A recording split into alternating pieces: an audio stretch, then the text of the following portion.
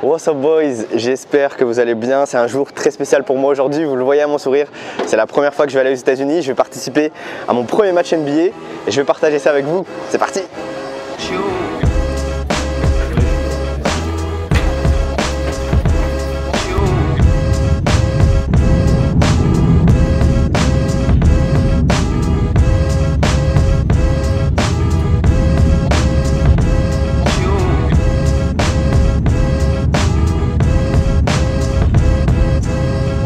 Ok les gars, donc à titre d'info, je suis parti 4 jours à New York, 3 nuits, donc il fallait profiter un maximum. Une fois arrivé à l'aéroport, on a pris le taxi direction l'hôtel et puis on est sorti directement se balader à Times Square. Il faisait nuit très tôt à New York, un peu comme chez nous en France, du coup on a pu profiter des belles lumières de Times Square.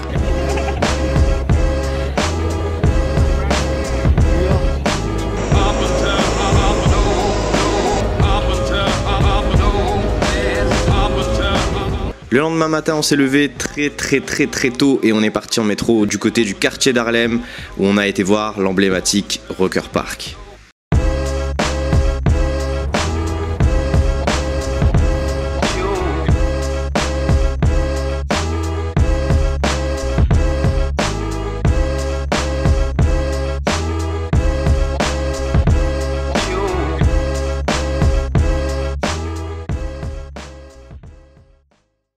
Ok les gars, vous saviez que j'étais de passage à New York, du coup il fallait absolument que je vienne rendre visite au Rucker Park. C'est un endroit qui est emblématique à New York, il y a pas mal de stars NBA qui sont venus jouer, il fallait absolument que j'y aille, c'était un goal, c'était une réalisation personnelle.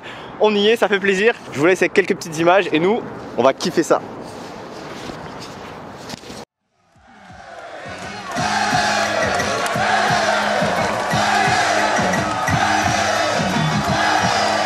Got it back and reversed it off his leg. It's not a dream, y'all.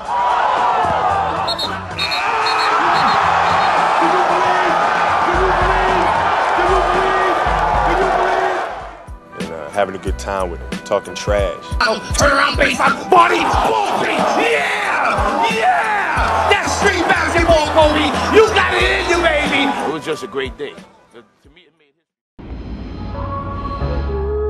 Ensuite on est redescendu en métro du côté de Midtown et on a fait quelques petites boutiques dont Foot Locker, House of Hoops où on a pu voir la Nike PG4 Gatorade que j'ai pu tester, j'ai pu l'enfiler. Donc le test arrive très prochainement sur ma chaîne, normalement Nike devrait me les envoyer d'ici la fin de semaine.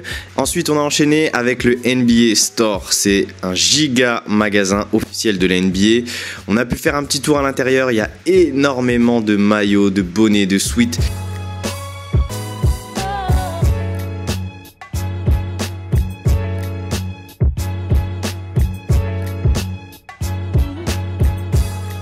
Ensuite on a visité une petite galerie où il y avait des broderies, des maillots, des ballons, il y avait pas mal de pièces collector avec un vendeur qui était là pour nous expliquer à quoi correspondait chacun des ballons, chacune des bagues, chacune des petits trophées NBA. Et ensuite on est parti au meilleur magasin sneakers de New York.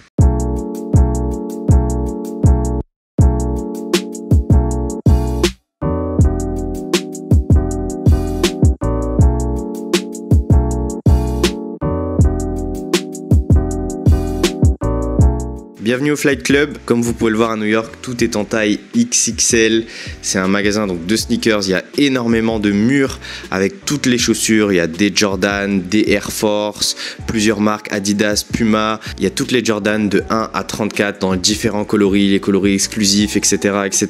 Je crois qu'au total il doit y avoir minimum 8 murs de chaussures, à gauche, à droite, en haut, en bas, du b-ball, du lifestyle, il y en a vraiment pour tous les goûts. D'ailleurs j'avais kiffé la Jordan 4 Levi's, elle était un peu chère mais bon, sur le coup je me tâtais à l'acheter. En plein milieu du magasin, bien évidemment, ça attire l'œil. On a les chaussures les plus chères. Elles sont bien évidemment en vitrine hein, pour pas qu'il y ait des clients qui viennent soit les abîmer, soit les prendre. $6 000. $6 000.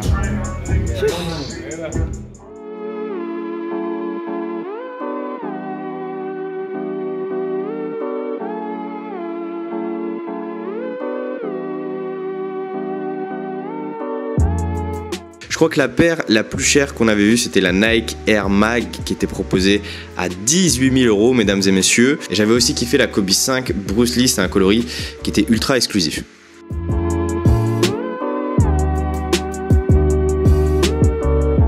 Juste après le Flight Club, on a décalé au Nike Store. Donc c'est un magasin qui est sur 5 étages. Pareil, on est sur des formats XXL. Je vous l'apprends pas, on est aux États-Unis.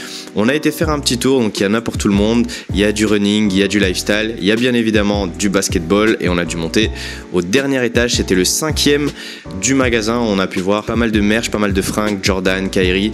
D'ailleurs, la déco du magasin est pas mal avec des petits arceaux qui sont accrochés par-ci par-là. Franchement, le store est archi stylé. Il y avait même un demi-terrain pour ceux qui voulaient jouer au basket.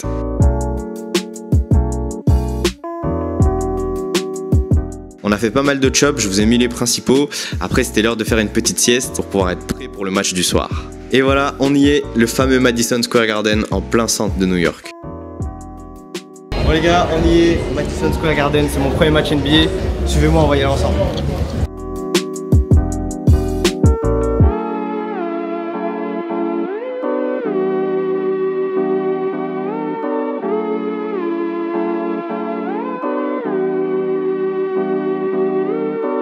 Bon, je crois que c'est un rêve qui se réalise, hein. Regardez-moi ça. Le Madison Square Garden, on était au 2e étage et on voyait excellemment bien le terrain. Je sais pas comment ils font. Les salles aux États-Unis sont hyper pratiques. On a pu se poser tranquillement et d'ailleurs, on a même vu Joel Embiid. J'étais un peu deg que Joel Embiid ne soit pas sur la feuille de match. On a quand même pu le voir s'échauffer avec une grosse attelle à la main. Et puis ensuite, c'était l'heure du show.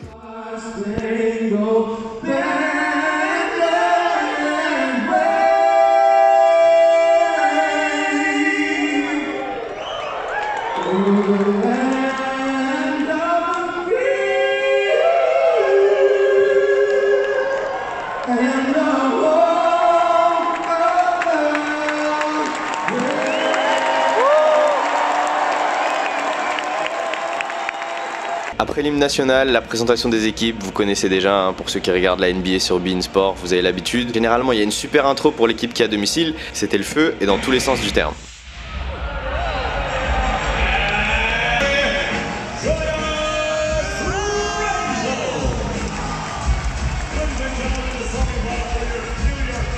Vous n'avez pas précisé, mais c'était mon équipe de cœur, les Sixers, qui jouaient au Madison Square Garden. Donc tant qu'à faire, si j'allais à New York, autant aller voir une équipe que je supporte. Et j'ai acheté un match qui n'était pas si génial que ça. Il y avait beaucoup de déchets, pas mal de paniers ratés. On a pu voir Frank Ntilikina avec son petit bandeau orange, qui n'a pas fait un match de fou, mais on a quand même ressenti son impact en défense. Et il a mis 2-3 puntos.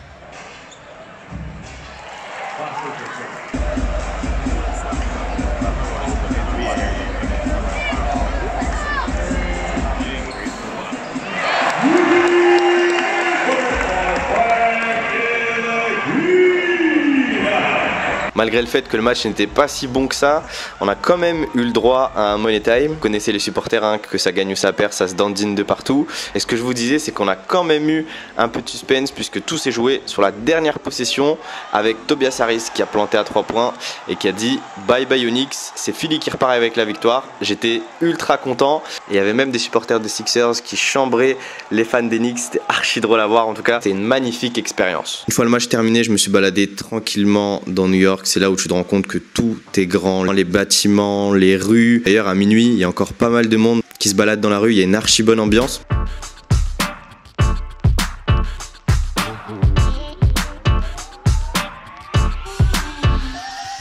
Du coup, le lendemain, je suis passé en mode touriste puisqu'on a été visiter Brooklyn. On est passé par le Barclays Center. Donc de l'extérieur, franchement, c'est une arène qui paraît ultra moderne. Alors malheureusement, j'ai pas pu voir un match des Nets parce qu'ils jouaient pas à domicile et je prenais mon avion le lendemain. Mais ça aurait été parfait si j'avais pu voir un match au Madison et un match au Barclays Center. Ensuite, on est passé par Washington Street. C'est un lieu emblématique aussi à Brooklyn où il y a pas mal de monde, où il y a 15 000 touristes qui viennent se prendre en photo pour avoir le spot idéal. C'est le spot le plus instagrammable du monde à ce qui paraît. Bon, c'était assez galère de prendre une photo, on a quand même réussi. Je vous la publie bientôt sur Insta. Ensuite, on a bougé vers le Brooklyn Bridge, donc on avait une vue sur le pont de Manhattan. On était directement sur le pont de Brooklyn, où on avait une vue sur Midtown, sur New York et sur tous ces gratte-ciel. Franchement, c'est une assez belle vue. Ça change de l'île et ses environs. En tout cas, j'ai passé 3 jours magiques à New York. C'est sûr que j'y reviendrai. C'est une ville d'ailleurs où je pourrais y vivre. Il y a pas mal de choses à faire. Les matchs NBA sont à 19h, 20h. Il y a tellement de choses à découvrir. En tout cas, n'hésitez pas à liker la vidéo et à vous abonner à la chaîne si vous avez kiffé mon vlog. Bon les gars, je suis triste. C'est la fin du voyage à New York. J'ai passé 4 jours de folie entre boutiques de sneakers, match NBA, dépaysement total. On a eu de la neige, on a eu du soleil, on a tout eu. Donc voilà, c'était l'un des meilleurs voyages de ma vie. Je kifferais revenir à New York, ce serait peut-être une ville où j'aimerais bien vivre. Hein. J'espère que vous avez kiffé la vidéo. Il y a plein de choses qui arrivent, restez branchés et prenez soin de vous.